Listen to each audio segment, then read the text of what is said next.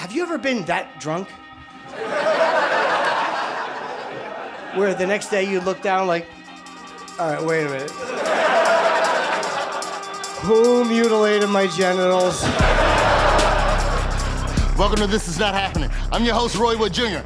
Game time!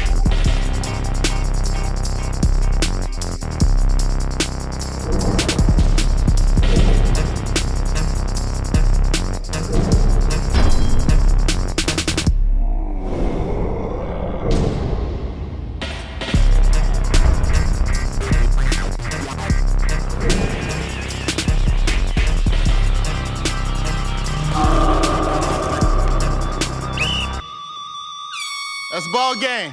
Drop your shuttlecocks. It's tub time. I see you. My MVP right there. Yeah, I see you. Hey, ho, ho. What's your secret? Cheerios. From the Jim Norton and Sam Roberts show on Sirius XM, he is Jim Norton.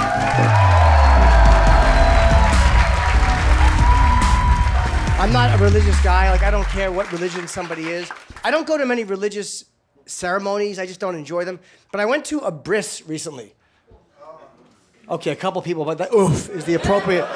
So anyone does not know what that is, that's the Jewish ceremony for a circumcision, and it's performed in somebody's house. And I don't know why I went. My friend called me, and he's like, do you want to come to my son's bris? And I'm like, well, what is it? And he goes, we're going to circumcise him. And I went, yeah. I think I'm just lonely. Like, I was so happy to be invited anywhere. He could have said anything. Like, what is it? Oh, we're going to beat him to death with a rock. Will there be women there? You know. So I didn't know what to expect because I had no frame of reference. So I expected it to at least feel medical. I'm like, if you walk in, there's going to be like a tented off area, a team of surgeons. But it's not like that at all. You walk in and it's a party. People are like eating cheese and crackers, they're drinking, there's music playing, everyone's in a great mood. The baby was in a bassinet on the kitchen table. He was laughing, his little fat... And I'm looking at him like, ugh. You might want to lower expectations on this party, because your day's about to suck, little fella.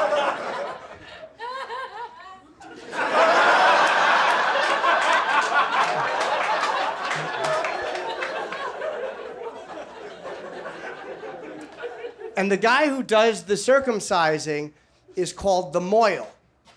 And I didn't know what that was, but as soon as you meet him, you kind of understand because he has such a creepy energy.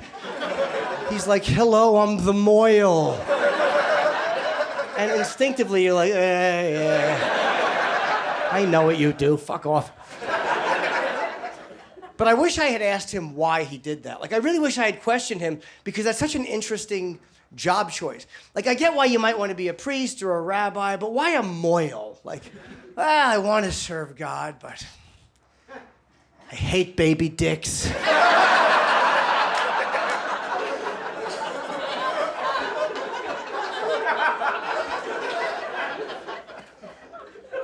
So the ceremony's about to start. And I'm asking somebody next to me, I'm like, well, where's the anesthesiologist? I'm assuming they're going to come in and put a little needle in his arm and knock him out. But the woman next to me goes, oh, he's too young for that. Oh, well, then he's too young for this. So what the mohel does for pain management is he takes wine and he dips his fingers in the wine and he rubs the wine in the baby's mouth, on his gums, and on his lips. I think the thinking being that, like, the kid is so young that the alcohol will get him a little loopy and he won't realize what's happening. But have you ever been that drunk? Where the next day you look down like, all right, wait a minute. Who mutilated my genitals? And it didn't work for pain management at all. Because I've heard babies crying before. This didn't sound like a baby's normal crying. This was a guttural, wounded animal sound. It haunted me. It was so big. It was like...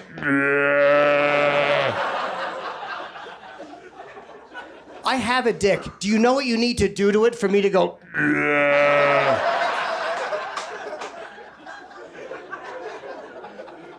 a crazy, fleeting thought of just grabbing the kid and running out the front door, which I didn't do because I figured it would be too hard to explain to the police, while you're running down the shoulder of the road carrying an infant with a bleeding penis. Oh, it's okay, he's a rescue.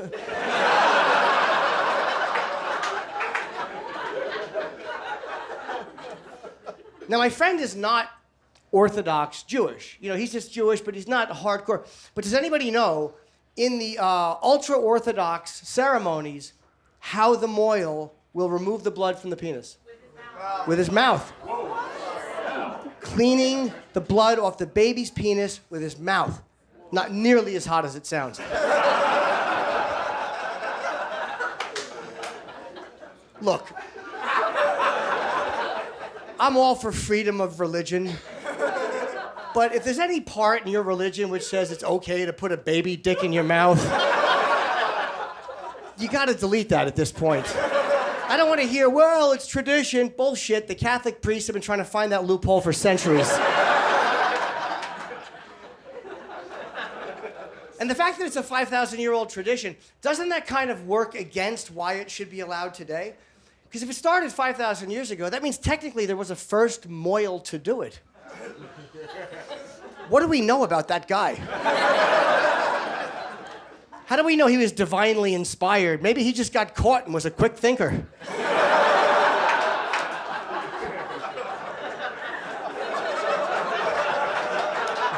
Maybe somebody walked into the back room. What the hell are you doing?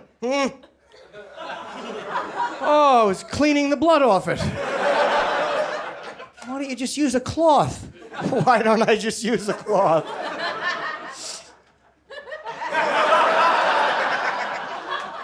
God, crazy. I'm like, Lord, what shall I do? He said, suck that baby's dick. I'm like, all right.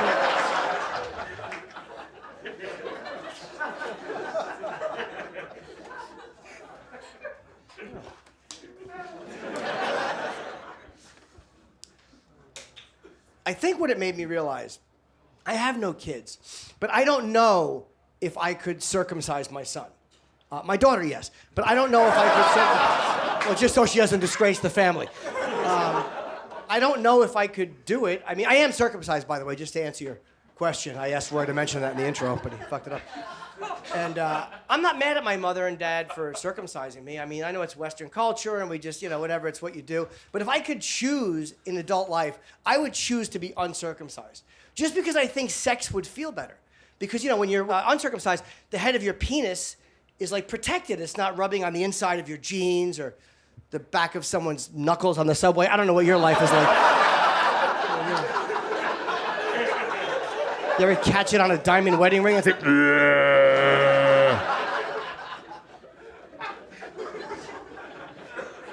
and there's a real anti-circumcision sentiment growing in our country. I saw part of a documentary on this group of men who is obsessed with regrowing their foreskin. And I wish I had seen the whole thing. It's so what they do is they attach weights to the shaft of the penis.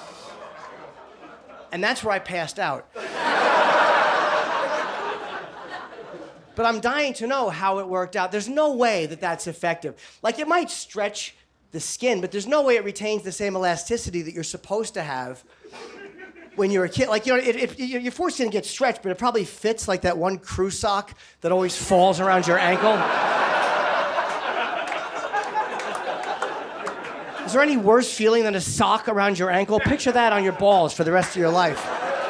You don't want your dick to look like that last photo of Steve Jobs in the turtleneck.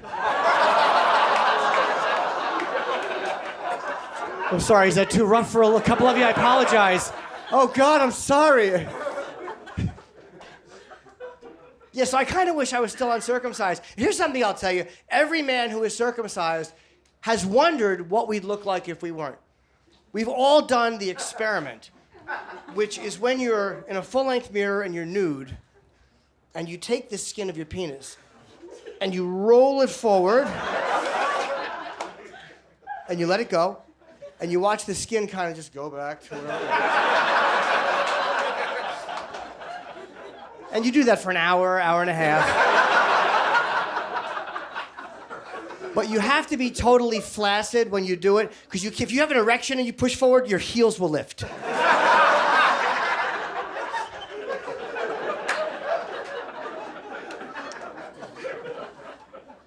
And I've had women make odd remarks about me because I am circumcised. But I've had women go like, I'm so glad that you're circumcised. One girl goes, oh God, uncircumcised dicks are so ugly. I'm glad that you're circumcised. And that kind of offended me a little bit, because first of all, I was born that way. And second of all, like, are you really in a position to criticize genital appearance? I mean, you know, you ever looked at your clitoris? It's not exactly a work of art. You know, it's got that little fleshy hood that you gotta peel back, and it just kind of stares at you like the Grim Reaper. No personality whatsoever. At least an uncircumcised dick has a personality. You know, you fluff it up a little bit, it just kind of pulls, hey, how are you? Leaking pre-cum. Do you know how amazing it is?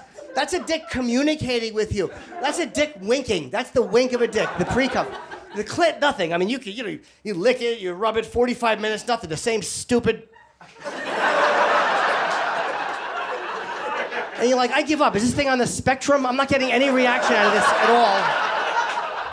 It's like trying to make a palace guard laugh.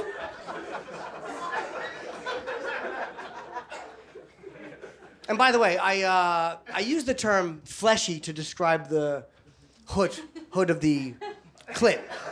The hood. I use the term fleshy to describe the clit hood. I don't want, I'm not vagina shaming, like, I don't want you to think that if you have like a fleshier vagina, that it's gonna hurt your chances with me after the show. It's not.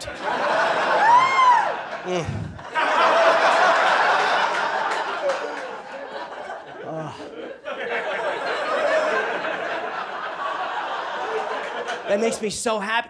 Like, I like the little neat ones are nice too. I mean, the ones that are all kind of nice and tucked in, they look like a little soldier, all, like those are. But I just tend to prefer the ones that look like they just kind of showed up, like,